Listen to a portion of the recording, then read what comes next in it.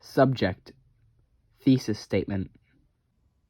At a time when France and America had diplomacy, French politician Eduardo Laboulaye proposed France to build a statue for America in celebration of the nation's success after the American Civil War. The statue took almost 2 decades to build, but now stands as one of the world's most famous and inspiring monuments, leading many immigrants to America. Subject: Context. 1865. As the American Civil War drew to a close, French politician Eduardo Laboulaye proposed that France create a statue for the United States in celebration of the nation's success in building a viable democracy. France agreed to this and allowed Eduardo to build the statue. Eduardo wanted to get straight to work on the statue, but did not have enough funds to build the pedestal. Luckily, Joseph Pulitzer, owner of the New York World newspaper, helped raise money for the pedestal, and construction began in 1875. But Joseph Pulitzer was not the only man who helped Eduardo build the statue.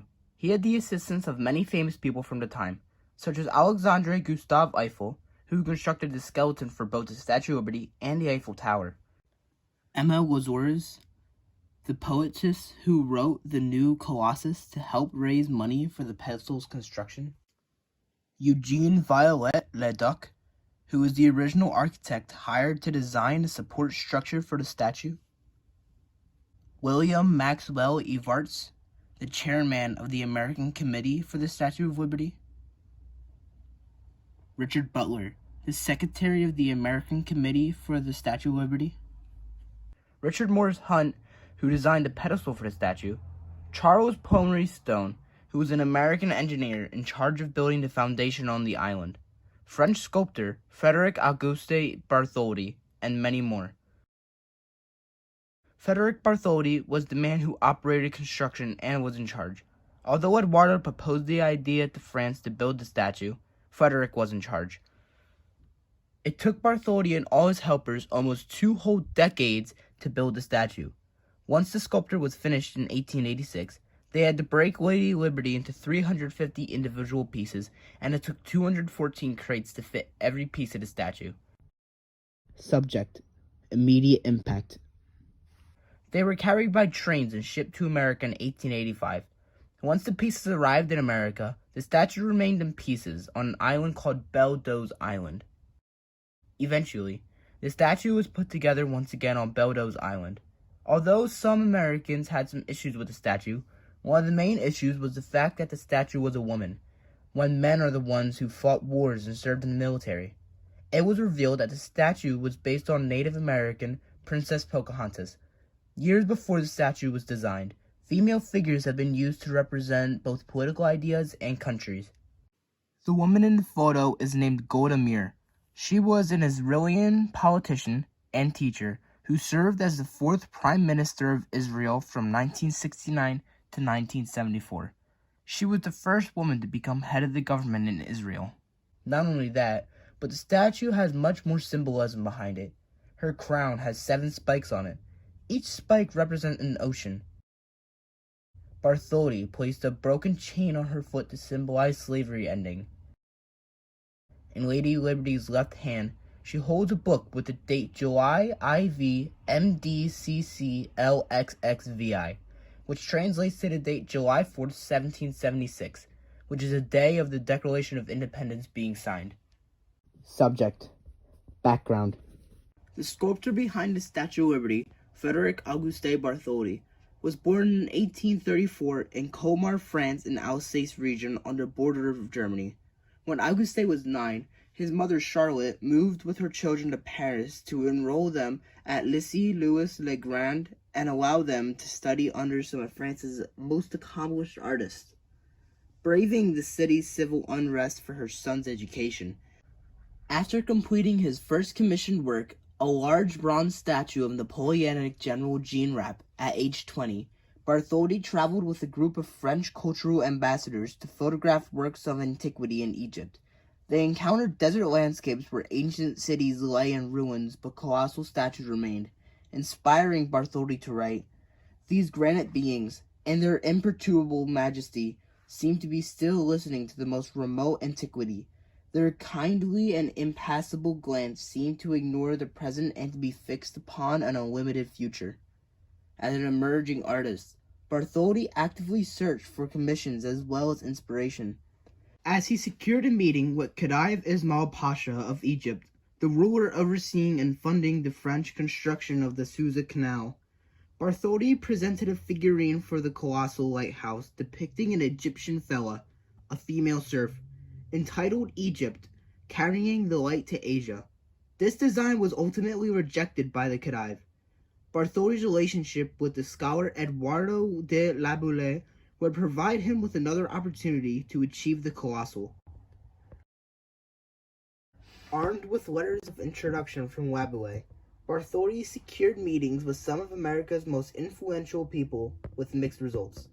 In a little under 3 months, Bartholdi found a preferred location for the statue on Belledoze Island in New York Harbor, a new commission for a frieze at the Brattle Square Church in Boston. The statue's completion in France provided an impetus for Americans, most notably Joseph Poultizer, to galvanize the support for the pedestal fundraising effort. Subject: Debate and Diplomacy. There was not much debate circulating the Statue of Liberty. However, there was plenty of diplomacy. One of the main statements to prove this is the fact that France made the statue as a gift for America, and the statue was almost made into a sculpture of Abraham Lincoln instead of Princess Pocahontas, proving that they have diplomacy with America and have respect for both the people and the nation itself. Also, when France needed money to construct the pedestal, Joseph Poultizer raised the money to help them. But how much money did he raise? Joseph Poultizer raised $100,000 to help pay for the pedestal, which back then was equivalent to more than $2 million in today's currency. Joseph Poultizer was American. Subject: Long-term impact. Until 1901, the U.S. Lighthouse Board operated the Statue of Liberty, as the statue's torch represented a navigational aid for sailors. After that date, it was placed under the jurisdiction of the U.S. War Department due to Fort Wood's status as a still operational Army post. In 1924, the federal government made the statue a national monument, and it was transferred to the care of the National Park Service in 1933. In 1956, Belledoze Island was renamed Liberty Island by President Grover Cleveland in 1886. Grover Cleveland was the 22nd and 24th President of the United States, being elected twice. In 1965, more than a decade after its closure as a federal immigration station, Ellis Island became part of the Statue of Liberty National Monument. By the early 20th century, the oxidation of the Statue of Liberty's copper skin through exposure to rain, wind, and sun had given the statue a distinctive green color, known as verdigris. She deteriorated in a number of serious ways. Repairs and alterations never fully corrected the problems. In 1980, a group of Frenchmen began a movement to completely repair and restore the Statue of Liberty in time for her 100th birthday in 1986. In 1982, an American committee was also formed. The French and the Americans, working together, raised money from the public in much the same way it was done over 100 years ago. They organized a massive effort to be completed by July 1986. The team of experts who planned the restoration was also binational. Money was raised in France as well as in America. The estimated cost of repairs to the statue was approximately $29 million. Money was also raised to restore Ellis Island and to establish a fund for future repairs. Over the years, immigrants have arrived to begin new lives in America. To them, the Statue of Liberty is a symbol of all their hopes and dreams. She has welcomed millions of people arriving in New York by ship, but now, in the present day, she is an icon, a national treasure, and one of the most recognizable figures in the entire world. Each year, millions who cherish her ideals make the journey to experience her history and grandeur in person. She is the Statue of Liberty, a symbol of freedom, inspiration, and hope.